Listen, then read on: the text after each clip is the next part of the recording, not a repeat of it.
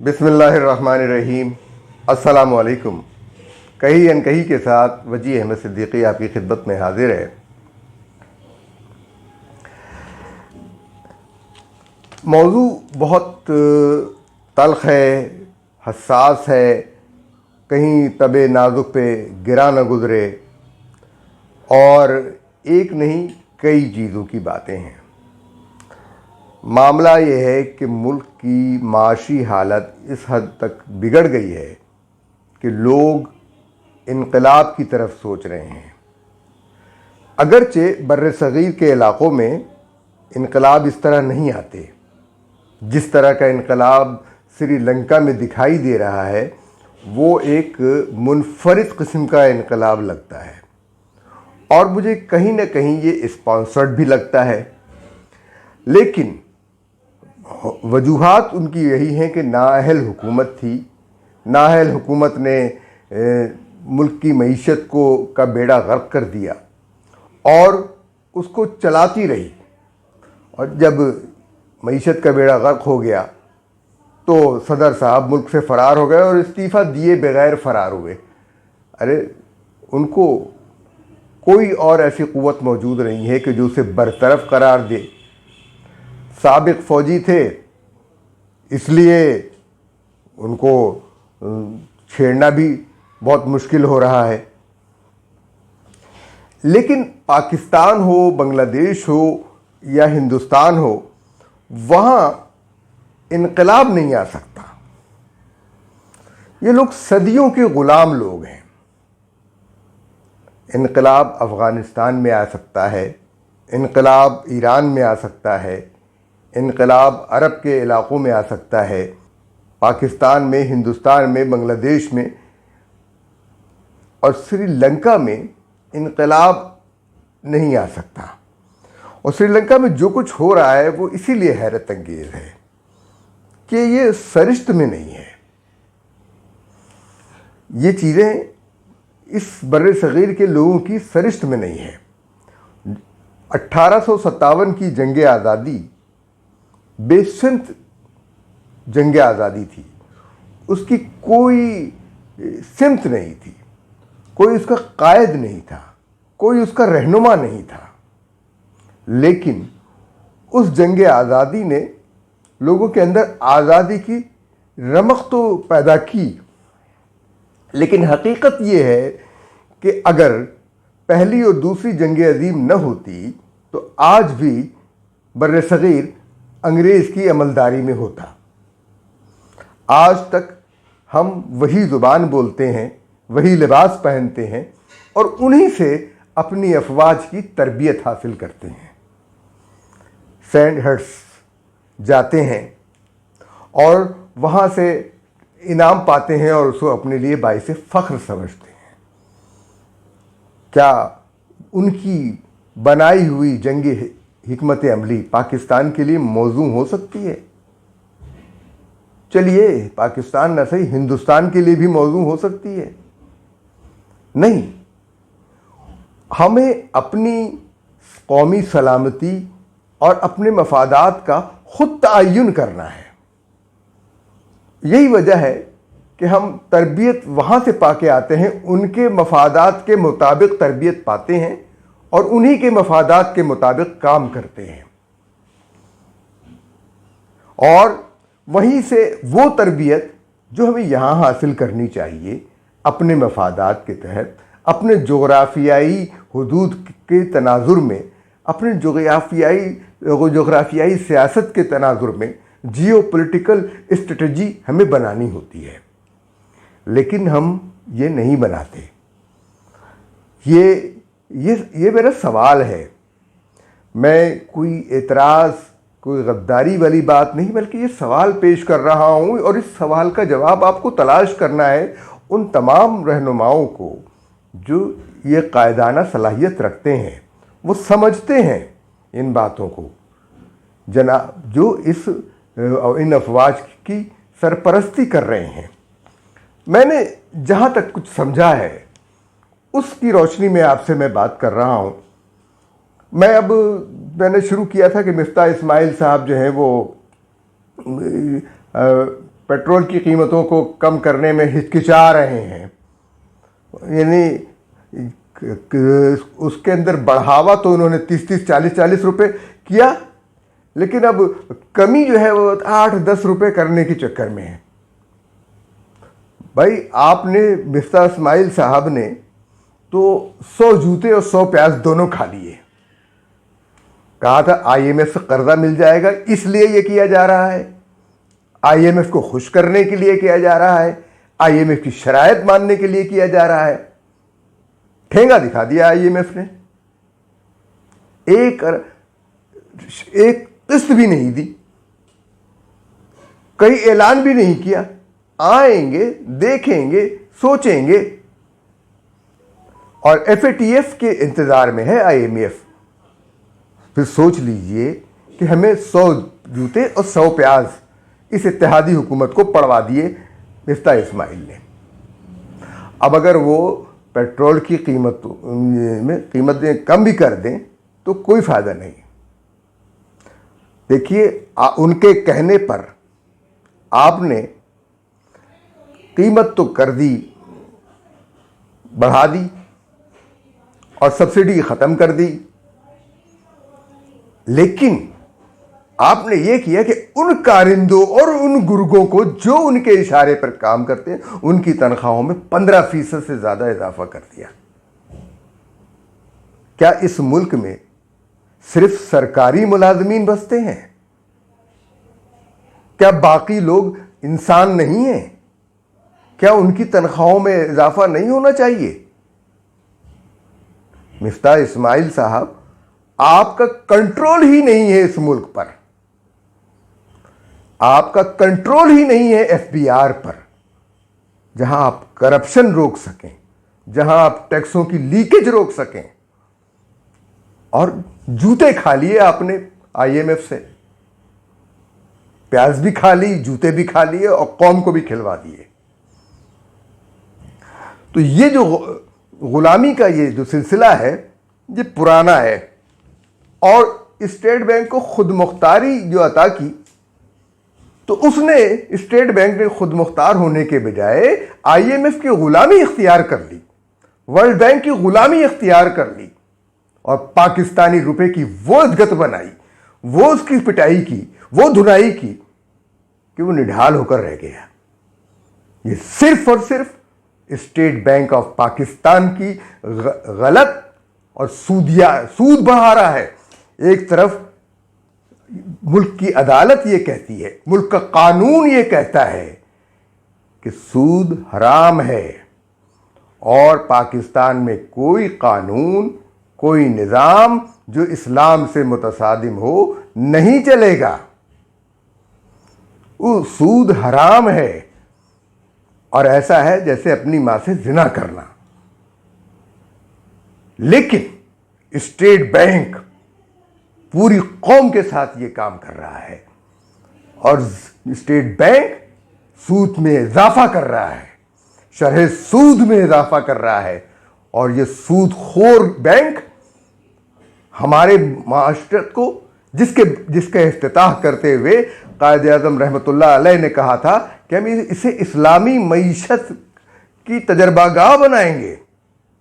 इस्लामी मईशत तो दूर, ये भाग रहा है कायद-ए-आज़म की नाफरमानी करते हुए।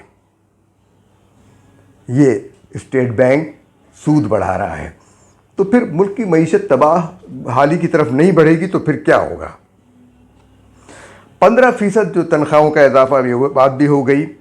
और जो अखराजात हैं, जो अल्लल्ले तलल्ले हैं, जो अय्याशियाँ हैं, उन पर तो हाथ डालने की किसी की हिम्मत ही नहीं है।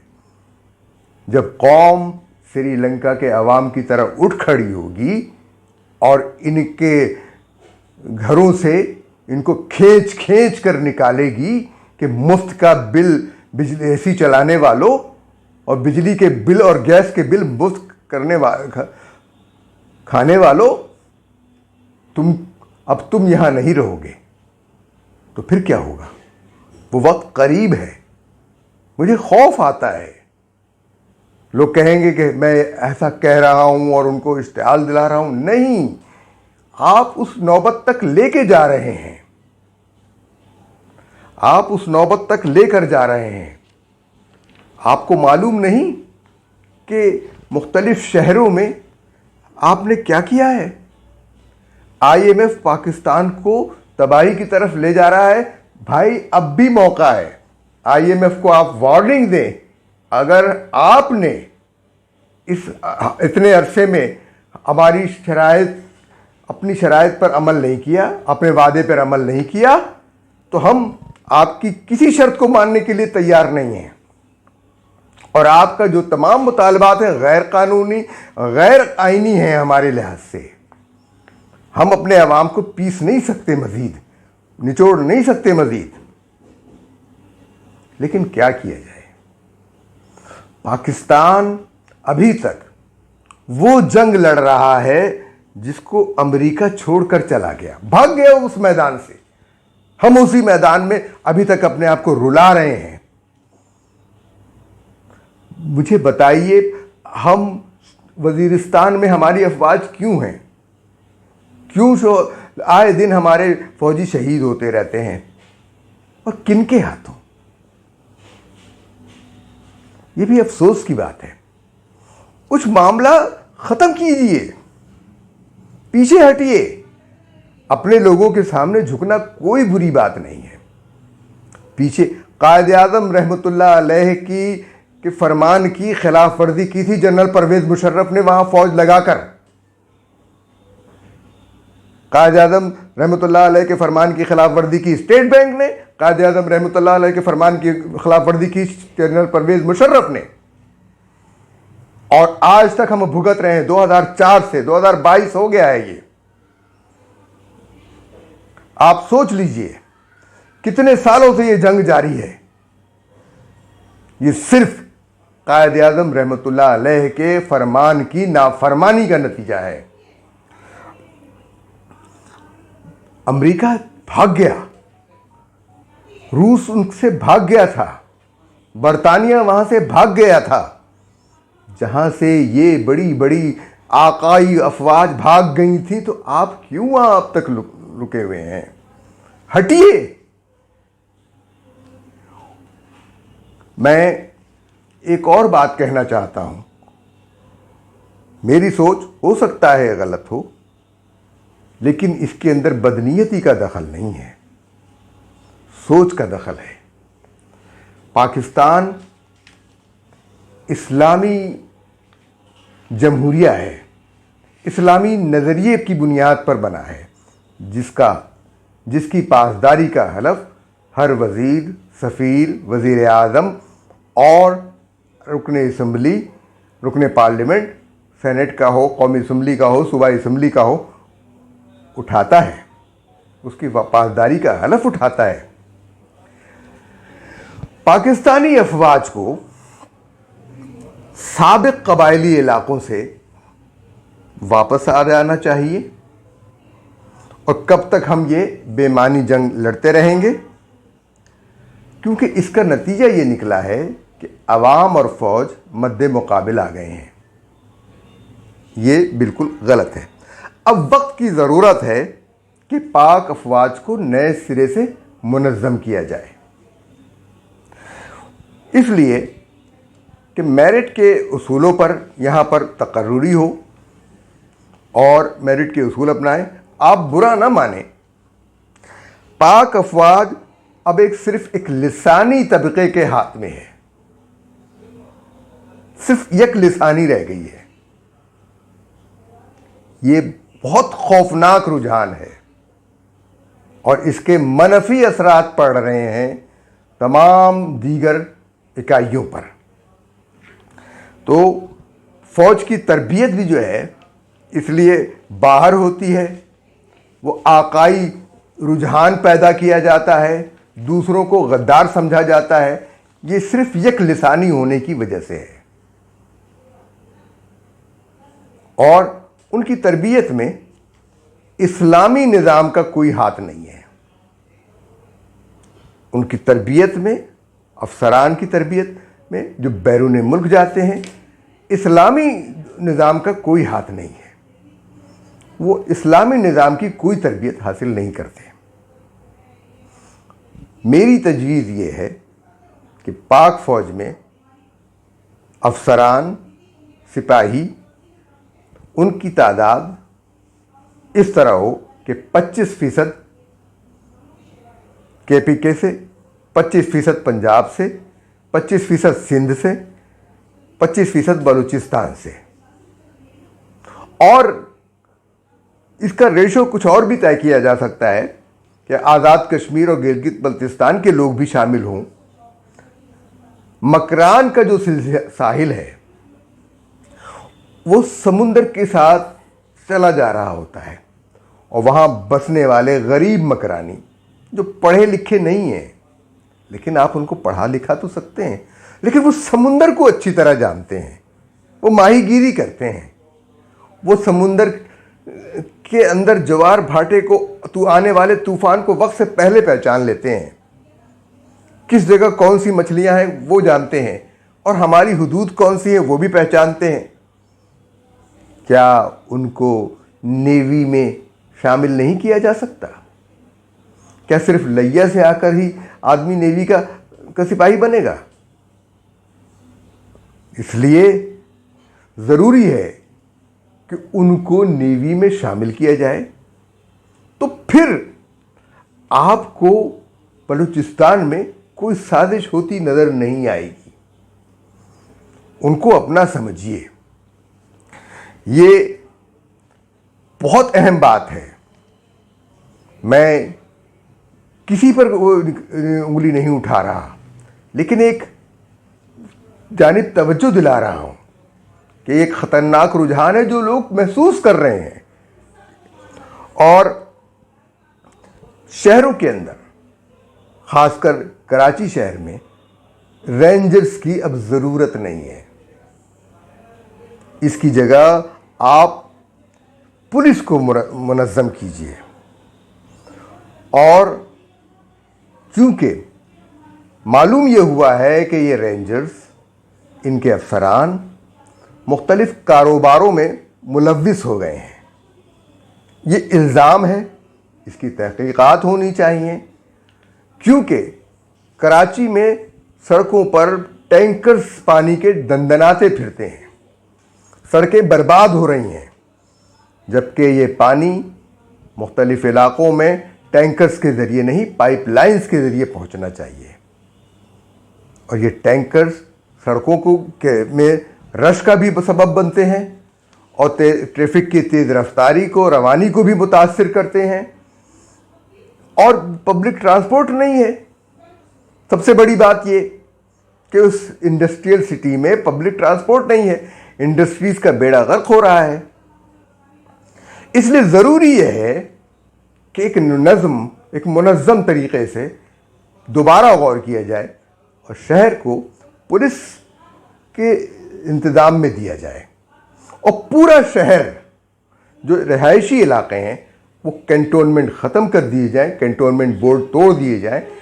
सिर्फ कैंटोनमेंट वहाँ हो जहाँ फ़ौजी दस्ते रहते हैं, सिर्फ वो इलाक़े कैंटोनमेंट हों जहाँ फ़ौजी दस्ते रहते हैं, रिहायशी इलाक़े कैंटोनमेंट एरिया न हों। ये बहुत ज़रूरी चीज़ है, ये अब ख़त्म किया जाए। इस कारोबार को भी ख़त्म किया जाए। जो भी कारोबार हों, आर्मी वेलफेयर ट्रस्ट जो है, मुख्तलिफ़ फैक्ट्रियाँ और ये चीज़ें लग रही, इनको अगर वो कारोबार करें तो मुसाबक़त के साथ करें, क्योंकि उनके साथ कोई इम्तियाजी सलूक ना हो। ये सारी बातें बहुत ज़रूरी हैं, ये सारी चीज़ें बहुत ज़रूरी हैं। इसलिए हमारी तरफ से ये हो सकता है बहुत सारे लोग इस पर तवज्जो दें और कहें कि ये बात आपने गलत कही, कहीं कोई मुझे गद्दार कह दे, लेकिन मैं ये बहुत दुखी दिल के साथ कह रहा हूँ कि मैं किसी को गद्दार नहीं समझता। जो लोग वतन के लिए जान हथेली पर लिए फिरते हैं और हर वक्त अपनी जानें दे रहे हैं, चाहे वो वज़ीरिस्तान में हो, चाहे वो कश्मीर के बॉर्डर पर हों, चाहे वो आम सरहदों पर हों, चाहे वो शहर के अंदर हो, शहर के बाहर हों, उन्होंने अपनी जानें दी हैं।